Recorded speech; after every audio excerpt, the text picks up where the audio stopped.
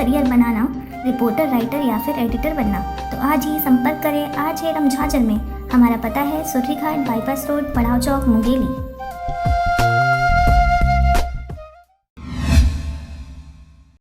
नमस्कार, आप देख रहे हैं आरजे झाझर और मैं हूं पुखराज सिंह। मस्तूरी ब्लॉक के अंतर्गत आने वाले ग्राम जलसों में जीते हुए प्रत्याशी व विपक्षी में मारपीट हो गई। लाठीचार्ज, पत्थर से बहुत घमासान विवाद देखने को मिला, जहां कुछ लोगों द्वारा 112 को फोन कर बुलाया गया, जहां दोनों विपक्ष के लोगों को थाने में बुलाकर पचपेड़ी थाना पुलिस द्वारा समझाइश देने के बाद दोनों गुटों को शांत कर अपने अपने घर भेज दिया।